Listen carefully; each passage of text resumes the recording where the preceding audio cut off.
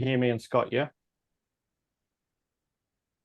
All right, awesome. My name is Oliver Maruda. Welcome to our very first Sagamore virtual tasting that we've ever done in Australia. The whole sort of reason behind it is we are the official importers and distributors of Sagamore. And the very first pallet of whiskey has landed in Australia. It's actually awaiting all the drama of the customs port debacle with the hacking. So yes, our clearing agent said it will be out any day now. It's meant to be in our hands as of last Friday.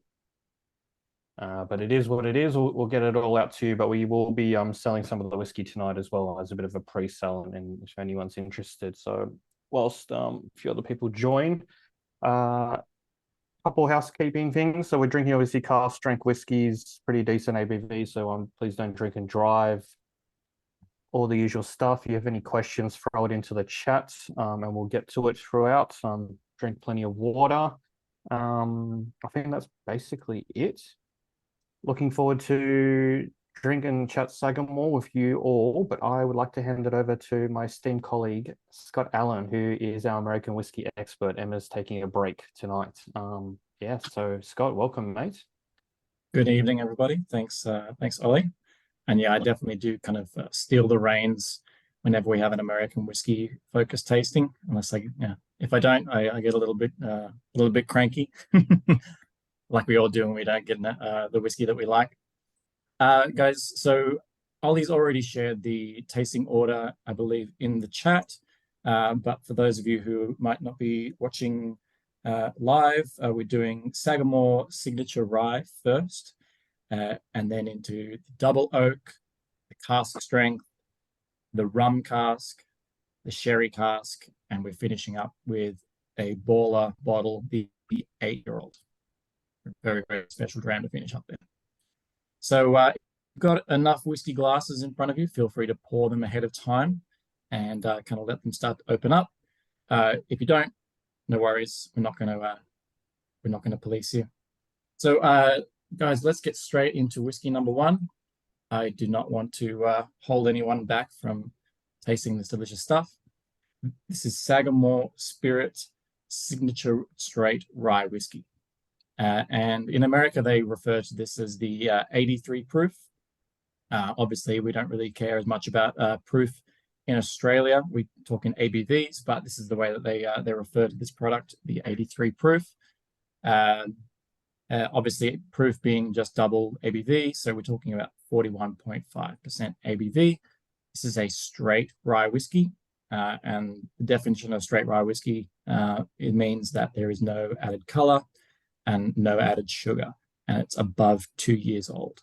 That's the definition of straight rye whiskey. It meets that and exceeds that by a long shot. The minimum whiskey in every Sagamore product is 4 years old. So we'll be tasting stuff today, obviously, except for the 8-year-old. Most of the whiskey that we're going to be tasting is a blend of whiskeys between 4 and 7 years old, on average. So get your noses into this one. This is a rye whiskey, but it's not necessarily a rye whiskey in the sense that we have become familiar with right to this kind of modern age of rye whiskey. I say modern age because distilling in America has gone back almost completely all the way back to colonial times. So pretty much as long as there's been people living in America, there's been people, well, obviously post-colonial and kind of invasion probably when you're really thinking about it. Those people bringing over stills, lots of Scots, Irish and German immigrants, lots of people with distilling knowledge, and pretty much they would have started distilling right off the bat. The modern version of rye that we're all familiar with is probably brands like Bullet Rye Whiskey and a couple of other Kentucky brands as well. Potentially, we're talking maybe like a Jim Beam Rye or a Wild Turkey Rye. There's lots of different ryes in the market at the moment. But this is a very, very unique style of rye in that it's a hybrid mash bill, essentially. I'll go a little bit further into the details of what that means a little later on. But essentially, this is trying to bring back a style of rye whiskey which hasn't existed in America for probably, yeah, let's say at least 100 years. This is an attempt to recreate Maryland style rye whiskey. So Maryland style rye whiskey was very, very popular back pre-Prohibition. It was probably one of the most popular types of whiskey on the market. And the only competitors that really were to Maryland whiskey were Pennsylvania whiskey, and Pennsylvania being just right next door to Maryland. So that northern eastern part of America. Actually, I might even try and pull up a little bit of a chart. I don't know if you guys feel the same, but definitely for me, when I'm thinking about the map of the states, I always struggle. You try and ask an Australian where to pinpoint Maryland on the map. I think you get a lot of people struggling. When we're thinking about states, probably only really know California, Texas, and Florida. I think even you'd struggle to point. Most people struggle to point New York on the map. What about it just East Coast, West Coast? That's Let's depending do which that. map you. Yeah, Yeah. East Coast, West Coast. I'm just got to try and figure out. Whilst you're pulling that up, Scott, so my understanding is the very short of American whiskey history is people traveled from Europe across the Atlantic. They landed on the East Coast. And, you know, everyone from your George Washington, everyone just grew grains. You had to start farming. There was leftover surplus and you can't just throw it away. So they decided to distill it. And several states were really good at it. The ones you just mentioned, Pennsylvania, even Washington State, I think, has the claim of having the very first official distillate of some sort of grain. Yeah, so the first distillates in America were probably rums, probably molasses based, or other kinds of grains that were growing naturally in that area. So yeah, there's a really, really long history of distilling, and yeah, the East Coast, like you say, that's where pretty much where it started. So what were our initial thoughts on the Sagamore? Has anybody had the product before? Anyone had the straight? Lots of freshies. John, I know you had it last week. So this one here is, yes, that recreation of Maryland style.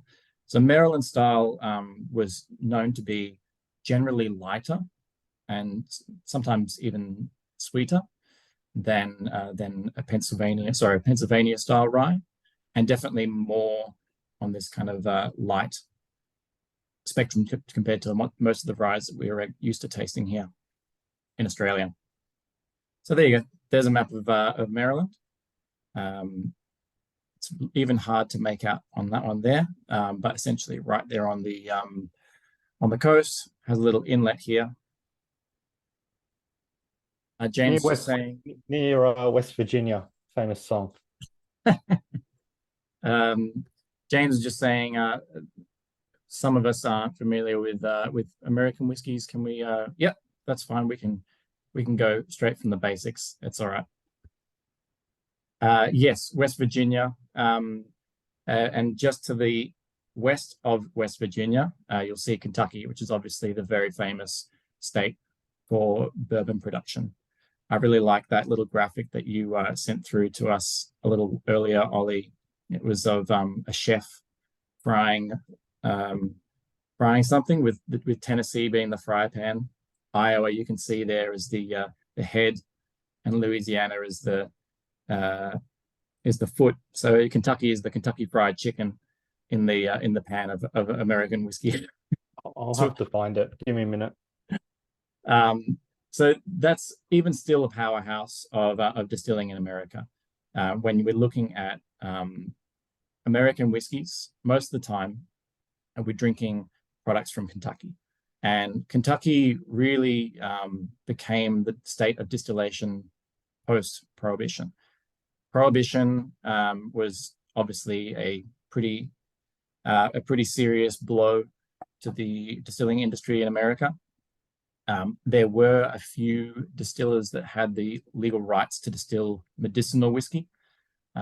I know we all use whiskey medicinally now, but officially it was how you were supposed to use whiskey back in the day. So for about 20 years there, those were the only people who were licensed to produce whiskey. And there was only one of those who was even in the state of Pennsylvania, none in the state of Maryland. So pretty much that entire northeast kind of section of American whiskey production was wiped out by Prohibition. And what came after it was a much more industrialized and Kentucky-based industry of distilling. And that's where we got the bourbon tradition. So yeah, that's a very, very quick history of American whiskey and how it relates to the whiskey we've just had, the straight whiskey, the straight rye, is that they've tried to basically create a reproduction of Maryland-style whiskey in a way that is consistent with what people are looking for in rye whiskey today. Sagamore is generally a lighter, slightly maybe fruitier style of rye whiskey than let's say a Bullet Rye or a Kentucky Rye. And the way that they do that is they mix two mash bills together. When Ollie is ready, we'll pull up that slide again. For those of you who are new to American whiskey, a mash bill is basically a blend of grains. You mix them together into a soup. Hey, there it is, the Kentucky chef. That's how you find Kentucky on a map of America.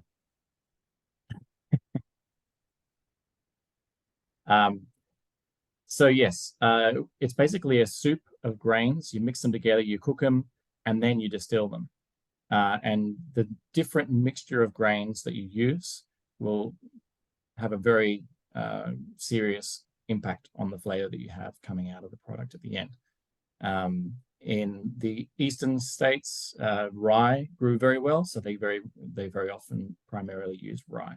And then out in Kentucky, obviously the corn being the primary grain and corn being the primary grain of bourbon, it was a much more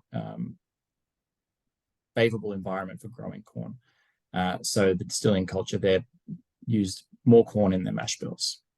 The ingredient mix for this whiskey here is high rye, one mash bill, which is kind of called the high rye mash bill, which has kind of been made famous recently by distillers in Indiana. That's a 95% rye whiskey with 5% malted barley mixed in. And then the mid rye, there is a 51% rye in the mix, and then a high amount of corn. And that corn is going to be giving you a lot of those lighter, sweeter, more kind of textural elements compared to a lot of rye whiskies that we see on the market, primarily this 95%, 5% malted barley, high rye recipe. And that's where we often associate our really spicy, rich rye whiskies. So the mixture of these two together, roughly 2 barrels of the high rye to 1 barrel of the mid rye. They get blended together after they've been aged, and that's how we get this complex kind of flavor profile of the Sagamore spirit. So Scott, I was just going to add, so if you're familiar with Scotch whiskey, Irish whiskey, Japanese whiskey, which follows the Scotch model, they use 100% barley, and that's their mash bill really. So it's just barley. They ferment it, and they add some yeast. It ferments. They distill it twice. The Irish do it 3 times.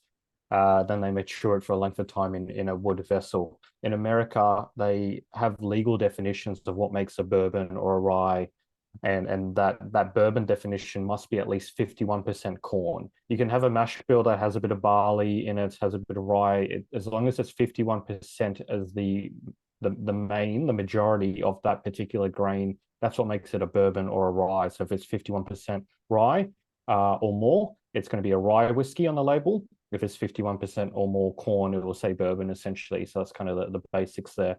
There is other rules and definitions around it, like they must use virgin oak. So it has never housed anything. So the Scotch industry will use ex-Oloroso sherry from Spain or cognac cask from France, or even the American ex-bourbon casks, because they legally, again, can't use a vessel that's had another spirit, including bourbon in it. They have to discard that bourbon cask after they've emptied it. So the Scotch industry loves American oak because they will import them, and the Americans it came after Prohibition when the whole industry started again. The lawmakers said, well, the guys, the tree lobbyists, we need our loggers to have an industry because they just wrote it into law. And so you need to cut trees down to make oak barrels. And so the loggers were happy, and then the whiskey industry is happy, and then now the Scots are happy because so that's yes, there's a lot more rules around it, but those are the basics in terms of what makes a bourbon or a rye. It's that 51% minimum. Mm-hmm. Yeah, exactly. That's a really good summary, Ollie. Thank you. And bourbon does have even stricter rules around the production compared to rye whiskey. So the most important one, the distinction between the two would be that bourbon legally you can't have any sugar, any sweeteners, or any artificial colors added to it. Scotch whiskey doesn't have that as a stipulation, and even rye whiskey doesn't have that as a stipulation. So the only way you can tell if a spirit made from America doesn't have any flavorings in it, that if it's not bourbon, is it should say straight on the label, as does all of the Sagamore products. So yeah, straight rye whiskey is kind of another level on top of just rye whiskey, which is obviously good for us. Means more pure product, more delicious. Yeah, obviously got to pay attention to how well you make your whiskey if you're not allowed to add sugar to it. Which is very Let's hard. I was just about to say, so Peter Bignell in Tasmania makes a rye whiskey. He regularly talks about rye is the hardest grain to distill with. It becomes sour when you overcook it or undercook it, and makes a very terrible tasting wash. So yeah, the fact that there are ryes out there where they just add sugar because they've made a wash too sour, and they're too lazy, I guess, to fix it. Kind of explains why yeah, rye is a little bit more complicated, and that straight rye is a promise to the consumer. We've done it right from the onset. Yeah, for sure. Let's move on to whiskey number two. Don't want to hold you guys back. Moving on to the Sagamore Double Oaked now. So, double oaked, like Ollie was saying, in America, particularly with bourbon and rye, both of those restrictions mean that the barrel has to be new. You can't use a barrel that has previously held Scotch whiskey in it, previously held bourbon in it, previously held rye in it, and call it rye. You have to do your aging in a virgin oak barrel. So that's true with all of the whiskies that we have in front of us, aged primarily in a virgin oak barrel. And then there are different treatments that you can do after that initial aging. And this one here is a double oak in that after spending that 4 years, I believe, in the original virgin oak unused barrel, it then gets placed into a second virgin oak barrel. And the barrel isn't just any other barrel like the initial vessel. The second barrel actually has been cut lots of little grooves longitudinally along the staves. And what they call that a wave stave cask. Essentially what it is it's creating all of these extra pieces of surface area for the whiskey to interact with the barrel. And if we know, obviously, when you're aging a whiskey, the surface area to whiskey or kind of spirit ratio is super, super important. How long in the second barrel, says Paul? I believe we're talking about 2 years here. So we're probably still talking about that 4 years in the initial barrel. And then I'd say, yeah, 12 months to 2 years maximum in that second barrel. So we're still tasting 4 to 7 year old product here. And the color, you can immediately see that and go, that's a hell of a lot darker than the initial product that we're looking at. All of those extra pieces of surface area is going to extract all these extra flavors. Obviously, oak being a natural product, being a porous product, the spirit literally kind of dissolves chemicals and compounds and flavors from the barrel. Things like vanillin, which is literally the same compound as vanilla, which is where we get all these kind of roasty, sweet vanilla, caramel, toffee flavors. And for me, the best tasting note which I've ever had on people tell me about the double oak is marshmallow. And yeah, like toasty marshmallows sitting on the side of a bushfire, of a campfire. So throughout this year, we've sort of been air freighting a bit of Sagamore stock and presenting it at whiskey shows around the country. I'm very keen to hear from this audience what your favorites are tonight. We'll run a poll at the end, but the comparison is we're like 50-50 split. People love the double oak, and then the other side of the audience love the cask strength. So they're both part of the core range. It's just depending what you feel. So I'm keen to hear what people like. Yeah, I'll tell you guys my favorite at the end, but this one is definitely up there. Really great for cocktails, really great for old fashions. We've made a couple of Sagamore cocktails recently. There's one they recommend called a Black Manhattan. And if you've had a Manhattan before, it's usually rye whiskey, vermouth, and bitters stirred down, nice and boozy. The Black Manhattan just swaps out the vermouth for Amaro. So you can use lots of different kinds of Amaro, but it gives you just a little bit more bitterness. And the sweetness of like something like the double oak combined with that bitterness, yeah, it works really, really well.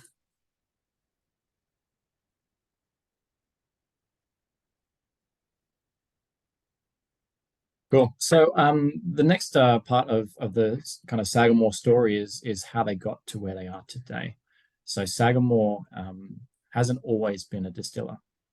Sagamore started out in 2015 as a purchaser of whiskey. So they purchased whiskey from one of the largest and probably most consistent producers of whiskey in all of America, a company called, we refer to it as MGP. In the American whiskey world, Midwest Grain Products. They're very well known for producing really, really high quality and high volumes of whiskey. Oh, yeah, Chris, I agree. Double oak is hard to beat.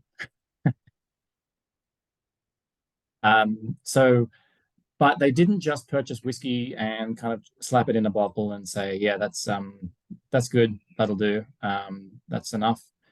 Right from the very start, before even going down that track, they reached out to kind of the grandfather of rye whiskey in America today, a guy called Larry Ebersold.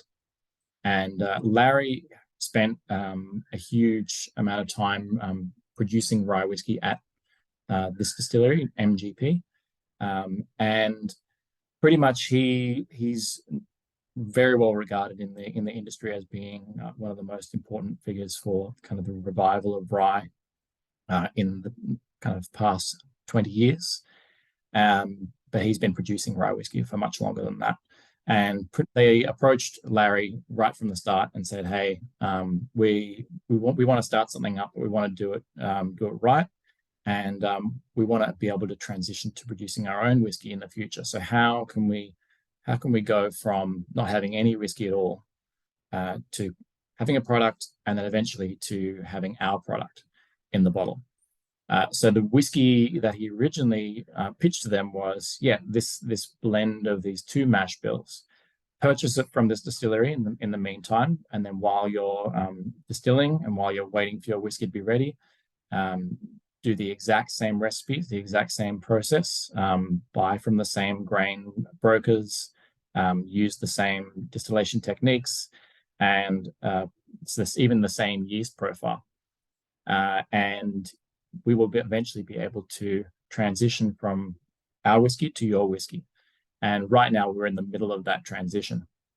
So whiskey that is in our glasses today is probably a mixture of MGP, so Indiana distilled whiskey, and Maryland distilled whiskey. And just a couple of months ago, I believe it was September, they announced their first fully aged core range Maryland, wholly Maryland distilled whiskey. So that was the Sagamore Straight, and we'll be seeing that here in Australia before too long. So yeah, really, really awesome things coming from Sagamore. But you can stay confident that the flavor profile is going to be really consistent and transition is going to be really smooth. But something I like about MGP, and they let you with a vision come in. They're the experts of managing the grains, but they'll let you work on your recipe to your specs, and they'll actually chat to you what kind of distillery you're making, what are the specs of your stills, so they will mimic it as much as possible. You're not just buying ethanol or new make spirit or whatever it is. Like, they can do that on bulk if you really want to just slap a label on it and call it. And there are thousands of brands in the USA that do that. That contract level of distilling, they actually like working with these distilleries such as Sagamore. They've done it with Pinhook, with New Riff, High West. A lot of them, yeah, have started as MGP products and have now transitioned to their own products. And actually, MGP have an education program. They'll teach you how to make whiskey the right way, and all the technical challenges, how to scale up your distillery. That you don't just, if you want to buy spirit by the liter to age it yourself, they'll do it. But that's not their core business. They're in the business of actually helping you get educated and do it right from the get-go. So yeah, it's really interesting that they went to that next level when they were like, let's just not just do this vision. They got the guy who invented modern day rye distilling in America, and like, hey, we're planning on doing it, a tradition that's died out over 100 years ago. Can you work with us to get that recipe right? We'll get all the local grains eventually, and then yeah, that transition has been really cool to see. I have tried both side by side. The Maryland style is sweeter.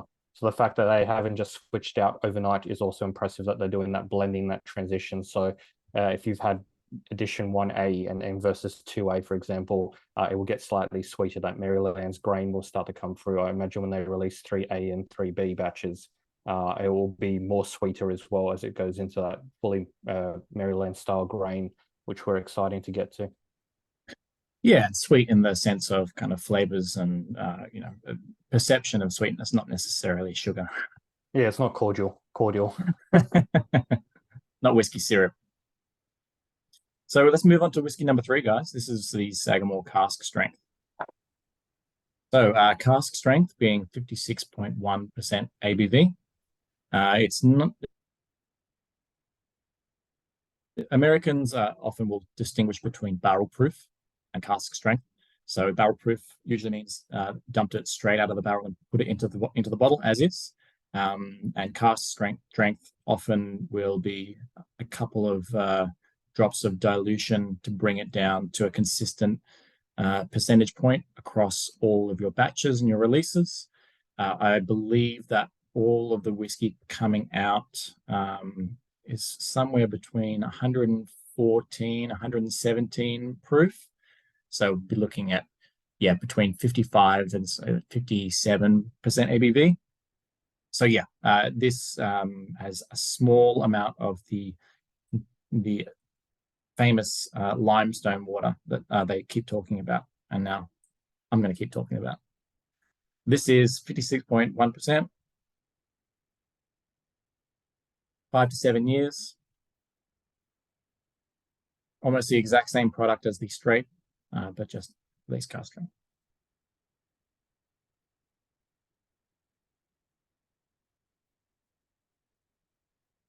Yeah, nice one, Dave. Yeah, the Dramfest at New Zealand, sadly, they've had it for a little bit longer than we have. They've had a bit of a jump on the product.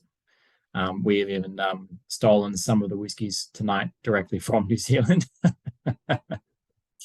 So yeah, we give them props, but at the same time, we're going to try and potentially steal some of the allocation of the really cool stuff, maybe even from New Zealand. So the limestone water that I quickly mentioned there is a big part of the Sagamore story. Even the the proof of the signature release. They call it the 83 proof, and they've chosen 83 proof because the water literally takes Highway 83 down from their farm to the distillery. So it's an important part of their story. You'll see on the bottles 1909 embossed on the top, and that actually is referring to the when this spring was established. So the spring is literally just limestone water that's coming up from the ground. And this was John's question earlier. What kind of minerality is that bringing to the whiskey? That's a great question. Sadly, one that I don't have the answer to. I'm not a chemist. I'm just a whiskey dude.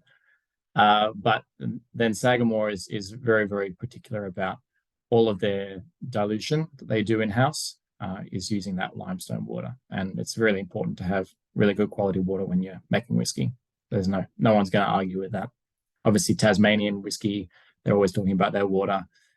Scotland, they're always talking about the Spey River for Speyside whiskey.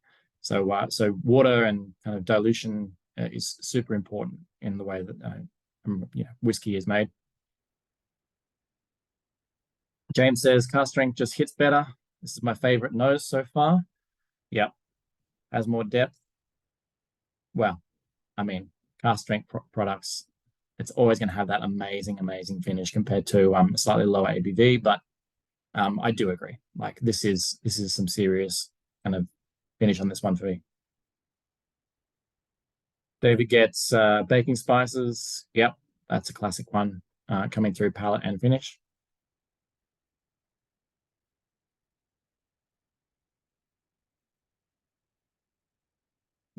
Yeah, totally agree. This is amazing. I will you know what, I'll just say it. This one is my favorite in the core range. I was trying to keep it secret, but this is personally my favorite. This is the exact kind of style of rye that I just absolutely love going for. Super mixable. Like I said, cocktails. Even if you're gonna hit it with a bit of Coke, we're not gonna stop you. We're not gonna police you. Alrighty, let's move on to, when you're ready, feel free to pour the rum cask. So Sagamore's been doing distillery expressions, distillery releases for a long time, and started out basically just being exclusive only to the distillery. And I believe the rum cask was one of the first expressions that they tested. It is a finished product, so similar to the double oak.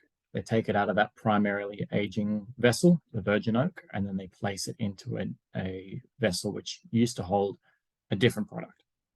And funnily enough, if you're really nerdy about the regulations, there is an argument going right now that it shouldn't be able to be called a product like bourbon shouldn't still be able to be called bourbon if it's been placed into a finishing cask.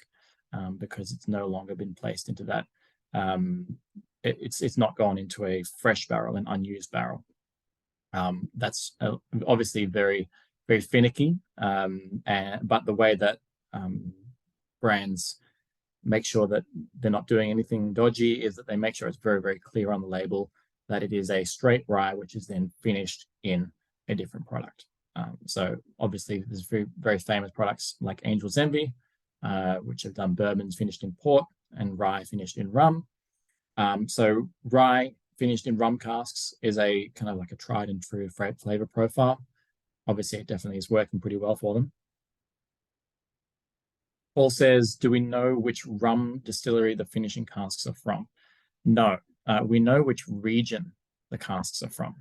So we know that there were some Jamaican casks, and there were some South American casks. Now, South American casks doesn't narrow it down very much, but there's a few very large brands in South America which probably have more capacity to send barrels around the world.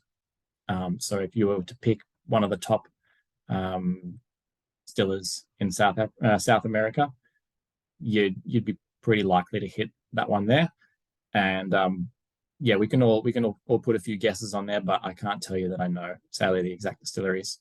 But I would expect what they're doing with the Jamaican distillery is they kind of probably selected a pot stilled distillery, a distillery that has a little bit of that funk, that really kind of deep and dirty kind of flavor profile that we associate with Jamaican rum. Jamaican rum, some of their stuff is column distilled and some of it is pot distilled. Obviously, the pot stuff is really, really famous for being funky. But I believe the first release, the distillery edition of this, was pure Jamaican. So there was no South American casks blended in there. And I believe what they probably decided was a little bit too much.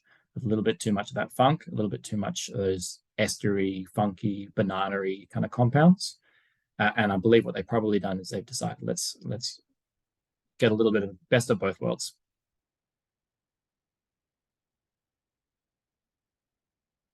It does have a little bit of that funk, a little bit of ester. Ester is just another jargony term. It's a little bit of a rum nerd term for high kind of volatile kind of compounds that hit your nose and just immediately go, whoa, either rotting fruit or very, very vibrant, very fresh flavors. And then a little bit of that kind of like caramel kind of like maybe like demerara or kind of really, really toasted kind of caramel flavors that I get on those South American kind of flavored rums.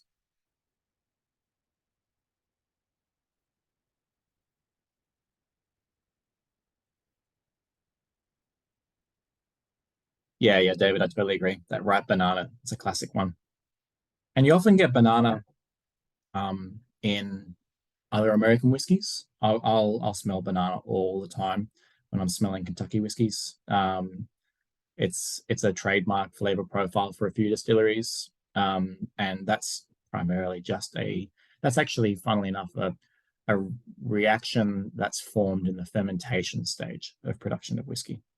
It's not actually anything to do with the barrels. I mean, everything obviously plays into each other, but there's a whole kind of way that whiskey is made. I'll do the really short version, which is obviously you have to take a raw product, whatever it is, and then create alcohol. So how do you create alcohol? You kind of turn those sugars that are in that raw product into alcohol by cooking and kind of activating those sugars and then allowing a yeast to attack it and turn into CO2 and alcohol, and heat usually comes off the side as well.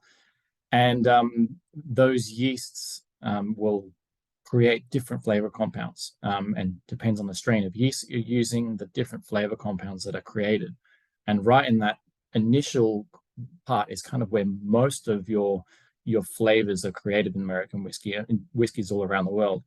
It's kind of like the generator of a lot of those fruity kind of aromas, rich kind of like sweetness and things that come not from the barrel, but actually from the yeast itself.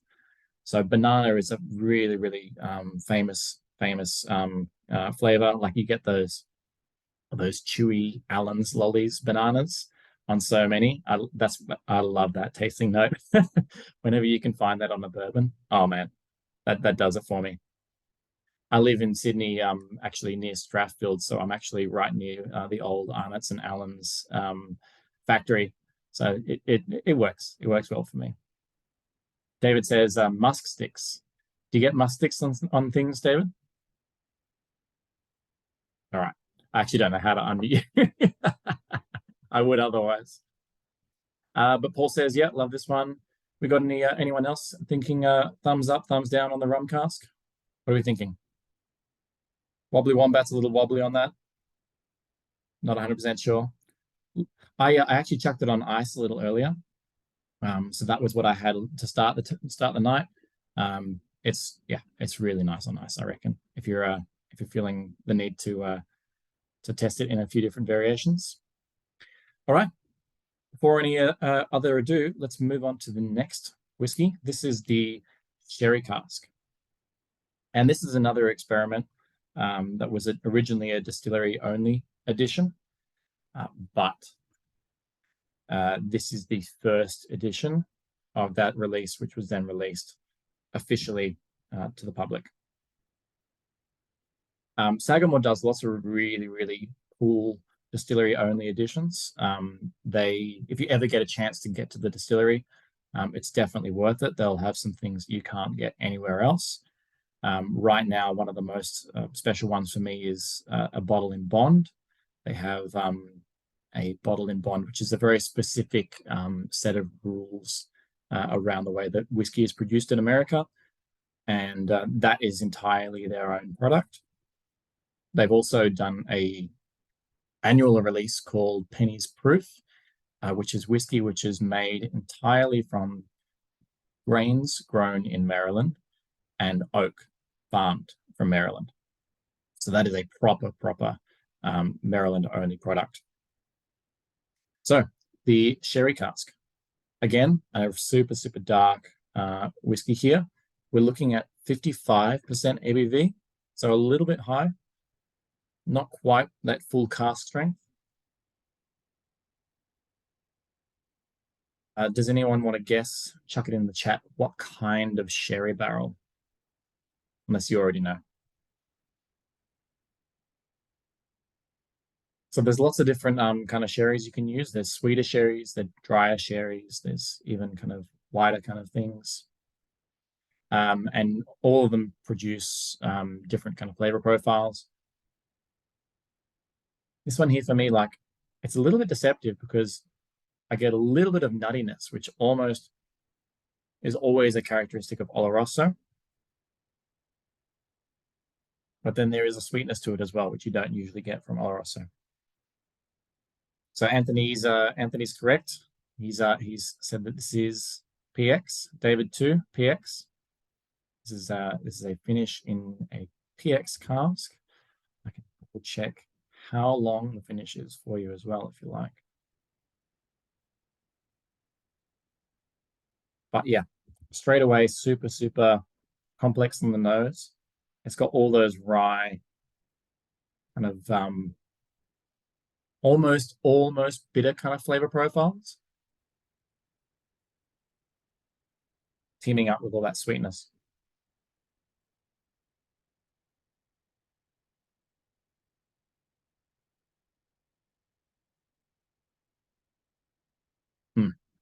Yeah, I'm a big fan of that one. I'm a bit of a sherry fan across Scotch whiskey, and I'm really excited to see more of these kind of products coming out of America. Finished products in America really weren't much of a thing until very recently. And the philosophy from the Sagamore guys is actually kind of going back again historically to a really big part of the history of whiskey production in America. There was a whole period where whiskey rectifying was a really I don't want to say important, but it was a big part of the way that whiskey was consumed in America. And if you imagine every farm or every community has a still, well, not every community has a master distiller. So let's say that the whiskey that was coming off of those stills was potentially not the finest of products in the world. So most of the time, a lot of those farms, they'd also use other products that they had on the farm. Let's say like let's say peaches, apples, other kinds of fruits. It was super popular for whiskey to be flavored pre-prohibition. So you would often be buying a whiskey that had been soaking in fruit for a period, or it had been potentially even distilled with fruit. And Maryland whiskey was no different.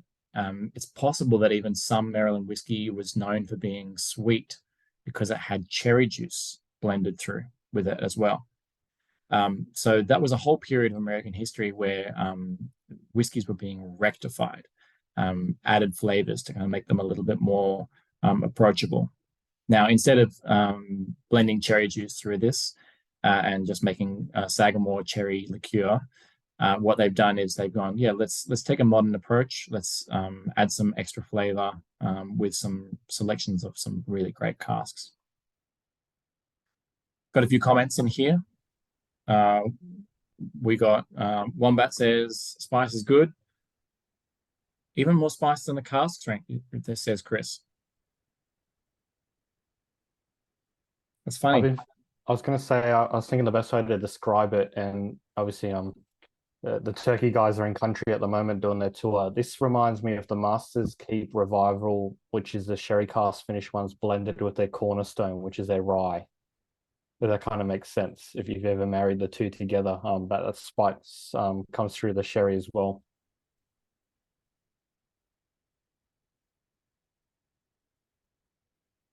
Yeah, there's so much going on. David says spices augmented by sherry, little hint of dryness. Yeah, I agree. Scott, do you want me to put up any more slides? Yeah, let's do it. Let's jump in. Got a few more things for you guys if you want to jump into the real nerdy part of things. Sagamore is actually triple distilled, which is very rare for American whiskey. Now, obviously not the whiskey that was coming out of Indiana, but their new stuff is triple distilled. And it's actually an ode to how whiskey used to be made pre-prohibition, but almost nobody ever does it anymore. There was a thing called the 3-chamber pot still. And pre-prohibition, that was almost entirely what everyone used because that was just kind of the prevailing technology, and it also produced some really damn good quality stuff. I'm, again, like I said, I'm not a chemist. I can't tell you the specifics of how this thing works, but all I know is that this pretty much was a way of stripping lots and lots of different flavor compounds out of the grain. Every one of those layers, each chamber kind of had a bit of a different effect on the grain while it was being distilled. And if you look on the right there, that was the patent, or one of the patents in 1905. Apparently, the Bureau of Taxation, pretty much in America, did a whole survey of all of the operational distilleries pre-prohibition around this time, and they took really, really fastidious notes about how whiskey was being produced all around a few different states. Pretty much, I believe it was around the 95% mark of whiskeys were being produced on stills like this. And it, the government actually even went as far as to kind of say, okay, at what temperatures are you boiling the product? How long are you fermenting the product? How long is it in the barrel? What's the climate of the warehouses? If we didn't have those kinds of records, then a lot of this pre-prohibition distilling knowledge would have been lost. And the company on the left there, Leopold Brothers, started distilling, and they commissioned from Vendome, which is probably the best quality copper still producers in America, to make this crazy, crazy still, which absolutely no one else in America was making at the time. So that was really the style of distillation pre-prohibition, which Maryland whiskey would have been a big part of. So Ollie, you can skip to the next one. And Sagamore doesn't use a 3-chamber pot still because, number one, it's super, super inefficient. And yeah, John, you're right. Yeah, the 1905 still was wooden. There's lots of wooden stills all around the world. I've actually seen a wooden still in Mexico. And it's crazy to think that that you could cook a kind of volatile compound like alcohol and not have an accident on a wood still, but apparently there was a way to make it work. But yeah, the 3-chamber pot still is amazing, but it's super, super inefficient. And there's a big reason why nobody uses them anymore, because to be fair, the whiskey would just be way too expensive, and it just wouldn't work for producing an amount that you actually want to share with today's kind of populations. What Sagamore Spirit does is they use 3 distillations, 1 in a column, and then 2 different distillations in doublers. So the column still, if you're looking on the image on the left, is obviously the thing that looks like a column on the far right of the image. And it's actually kind of 2 stories, essentially. It's taller than that image. You can even see it on the right image, on the very, very corner on the left. That's the bottom of that still as well. So the way that a column still works is essentially we'll purify across lots of different sections. It's almost like the different sections of the 3-chamber pot still, but multiplied much further up. It's a very, very efficient way of distilling, and almost every distillery producing bourbon or rye in America is just using pot stills. But then what Sagamore is doing differently is that they are taking that spirit out of the column still and then processing it twice more. And triple distillation, a lot of people will know, is kind of famous in Ireland. There's a number of other places where you can get triple distilled whiskey. And that third distillation, or at least the different way that the distillery treats all 3 distillations, means that the spirit coming out at the end is often a much lighter, more vibrant kind of flavor. Mr. Wombat puts a question in, says, stupid question, but did the timber stills impart flavor? I couldn't tell you officially for sure. I'd say it's a good question, not a stupid question. But I would think that it doesn't spend enough time in the wood to really change the flavor a lot. There are some distilleries that you can, particularly in Scotland, there are a couple left which will use wooden fermenters, and the product, while it's basically being prepared and fermenting with yeast, is sitting in like a porous wood, and so the wood is actually imparting lots of residual flavors left over from the last time they were used. I don't believe a wooden still would do the same thing. It probably just increases your chance of catching on fire. Do we have any other slides, Ollie? Yeah. I was about to say, I've never heard that question before. I don't know anything about timber stills, but I'm very curious now, so I'm going to go down the rabbit hole. Yeah, I think there's even an argument that some people are making that evidence of wooden stills means that people were distilling in the Americas before colonization. Now that's pretty controversial, and not everyone agrees with that point of view. But it's very possible that that is a technology that people came to know how to use independently of colonization, and kind of like the Spanish and Chinese input, which is basically where the still comes from. But yeah, that's not necessarily a widely held belief, but it's definitely something that there are a few people arguing. It's really interesting. That's a photo there of the distillery in Baltimore. Sagamore spent a lot of time in several different distilleries while they were setting up, getting ready, and not kind of fully committed to, not really able to start a facility like this. I believe they even went through 4 different buildings before they got here. So let's finish off the tasting. Let's pour whiskey number 6, the 8-year-old.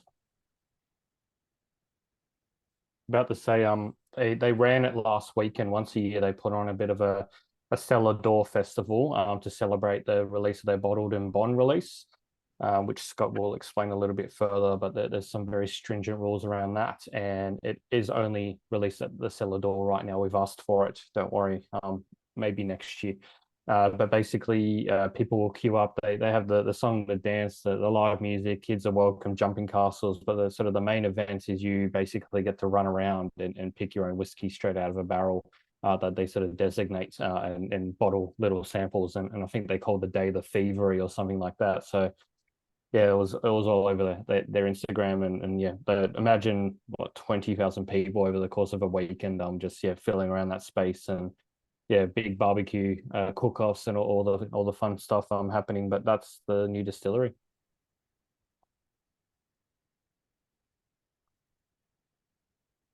Alrighty, let's go into whiskey number 6. So this is probably the oldest product that whoa, big call straight away from James. This is miles ahead of everything else. Ooh. I don't know whether to feel impressed or hurt with that one. Yes, this is definitely the oldest whiskey we've tasted tonight. American ryes, often the sweet spot people find around 6 to 7 years old. So 8 years old, obviously pretty dark, not as crazy as the double oak on the color. Nose is super spicy to me, but like white kind of pepper kind of flavors rather than like dark spices. Less kind of baking spices, I feel, for me.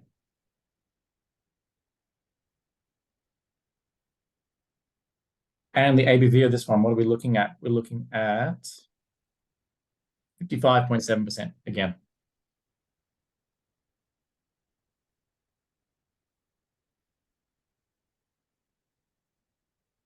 It's so good. If you like your full-bodied drams, rich, I've heard a few people say that this works really, really well with water. So if it's a bit hot for you, feel free to add a drop or two. No one's really going to feel bad about that one. American whiskey, I feel like people seem to hate the idea of adding water, but Scotch whiskey, it's a little bit more respected. David says spices are subtle on the palate. White pepper, yeah. Creaminess is kind of unexpected. Butterscotch, cream, caramels. Yeah, for sure. What about you're doing this pairing with a cigar? How does that work? Is it going well? Yeah, that's sick. So yeah, Sagamore is still very young, to be fair. They've only really been operating for something like 8 or 9 years now. The distillery doesn't kind of consider the process over. They're still innovating, they're still testing, they're still figuring it out. They don't even have what every other distillery will have a master distiller in America. They don't even use those terminology. They have a director of operations, and then they have lots of distillers and people working together to put on these kind of releases. They're definitely not saying they've arrived. They're still work in progress. But we are super, super excited about these guys coming to Australia. And we reckon the product is absolutely next level. We've just chucked up a poll. You're very welcome to add 2 favorites. You do have the choice to add 2 there. And very keen to see people's favorites across the night. Whilst you're voting, we don't have we most of the specials we air freighted in just to sort of get people excited about what's coming in the future. So what's landed on the first pallet, which will hopefully be released to us any day now, is those first 3 expressions that we had: the signature, the double oak, and the cask strength. So I'll just paste the prices in the chat. We haven't officially listed them on our website. But we generally do a nice 10% discount for everyone who comes along to our tastings. So if you are interested in any of the signature, the double oak, or the cask strength, drop me an email. If you are interested in some of those special releases, drop me an email as well. I don't have prices, but we can put you on a bit of a wait list. And I'm trying very hard for our next shipment of Sagamore because I feel like this one will go in a flash. We'll ask them to put on some of those special editions as well. So there's one more special edition that we did on the other tasting in person, which was the tequila cask finish. What did you think of it, Scott? Look, I'm still understanding what tequila casks impart into whiskies in general. We've tried a few Scotch whiskies with tequila casks. It's I've seen most of them bringing a lot of freshness and very vibrant, light kind of fruity, almost acidic kind of flavors to whiskeys. It's one of my favorite tequila casks that I've seen so far. But it can be a little bit polarizing because it's really vibrant, fresh kind of flavor, whereas a lot of the traditional rye flavors a little bit more those darker, bitter, kind of funky flavors. But it's cool, very cool. It's something to have on, I think, on a table where you can share with mates, have a discussion with. But out of compared to the others we've had tonight, I even the rum cask, I think the balance between the rum and the rye is a little bit more integrated, at least on my palate, if that makes sense. The finish is a bit longer as well. The tequila is, I think, a fun time, but if it had a slightly longer finish, I would love it more. Just in case anyone's done some Googling in comparison. Yeah, for Any sure. other questions before we release the poll? Did we enjoy it? That's probably the most important thing. I'm seeing a few thumbs up. We to be fair, like we obviously try and be as fair with our prices as possible. Everyone's raising their prices at the moment. Shipping, all that logistics, everything is going up. We see this on par with Michter's. If you're comparing another sort of American spirit. So if you're a big fan of Michter's, we think this is a whiskey of equal quality. That's only going to get better with time as the more mature stock comes of age. So yeah, as Michter's, especially like the 10-year-old stuff gets harder to find in Australia. Something like the double oak has similar flavors. It's not going to be as good because it's not 10 years old, but if a comparison dram, especially at the price we're offering the double oak, it's something that you could have on your table. The other big thing I forgot to call out, and I will share the screen again, is hopefully you've all seen the bottles. We are bringing in 750 ml for the next period of time. It is very complicated to do 700 ml bottlings, and they don't want to change their production line. So for the next and immediate future, until told otherwise, we'll continue to import these at 750 mils. So there's a little extra bonus for you, that 50 mils, and those are the bottles. So they're big, they're chunky, they look awesome on your back bar or in a normal bar in itself. They highlight the different specials. So the double oak's got that extra sort of finish on the label. The cask strength just big and bold, and all the special editions just have a slightly more details on the front label. So if it's a tequila cask, so a picture of an agave plant. If it's a rum cask, so they'll have something tropical on it, etc. So yeah, really cool, fun bottles, and that big glass base as well gives it a lot of weight. So yeah, Yeah, really and we know appreciate all your time and support, guys. Let us know if any other questions. we released the contents of the poll. Sure.